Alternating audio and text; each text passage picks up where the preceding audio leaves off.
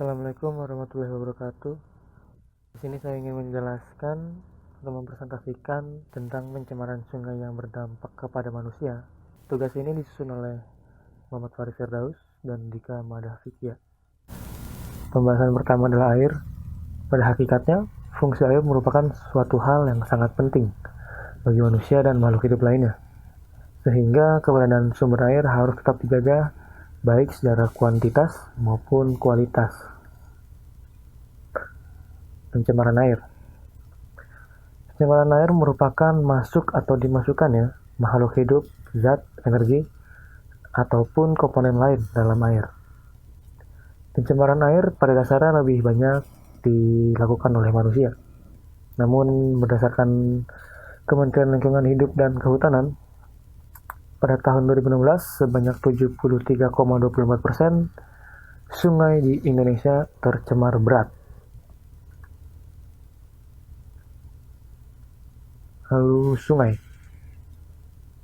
Sungai adalah air tawar dari sumber alamiah yang mengalir dari daratan yang lebih tinggi ke daratan lebih rendah dan bermuara ke laut atau sungai yang lebih besar. Menurut para ahli, sungai itu adalah yang pertama dari Hamzah. Sungai adalah bagian permukaan bumi yang letaknya lebih rendah dari tanah dan menjadi tempatnya mengalirnya air tawar menuju laut atau sungai.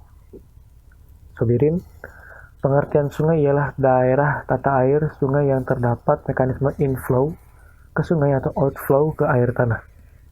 Lalu ketiga, Wardani, sungai ialah air yang berada di permukaan daratan yang akan mengalir melalui sebuah saluran menuju ke tempat yang lebih rendah.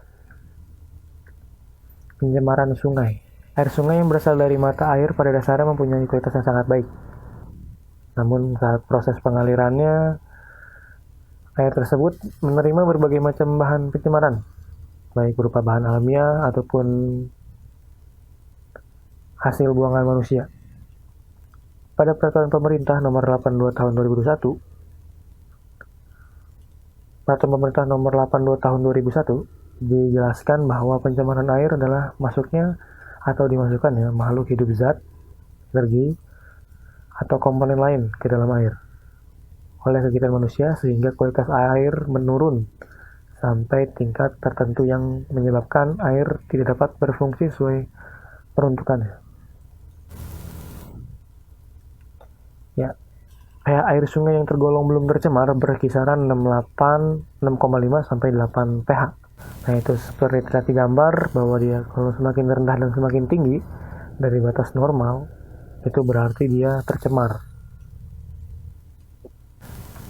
Ya, dan Berikut ini adalah beberapa penyebab terjadinya pencemaran sungai. Yang pertama yaitu limbah dari sebuah pertanian. Yang kedua, limbah dari rumah tangga. Yang ketiga, limbah industri. Dan di sini terlihat minyak yang tumpah ke dalam sungai dan sampah yang berserakan. Selanjutnya, dampak air sungai yang tercemar bagi manusia.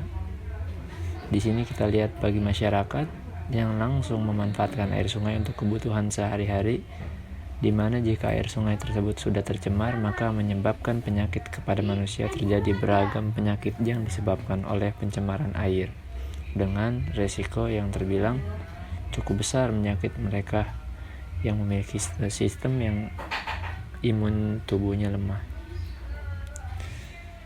Dan selanjutnya,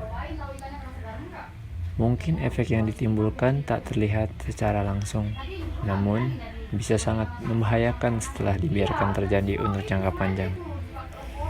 Dan di sini ada beberapa penyakit akibat terjadinya pencemaran air sungai yang bisa menyerang kesehatan manusia, di antara lain yaitu diare, hepatitis A dan hepatitis E, penyakit disentri, keracunan timbal, dan yang terakhir yaitu dermatitis. Semua manusia pasti percaya bahwa air adalah suatu unsur yang sangat penting bagi keberlangsungan kehidupan manusia. Dengan air kita akan mengkonsumsinya agar tetap bertahan hidup. Bahkan bukan hanya manusia saja yang membutuhkan, semua makhluk hidup sangat membutuhkan air. Jadi, sama kita jaga lingkungan di sekitar kita agar tidak mudah tercemar, apalagi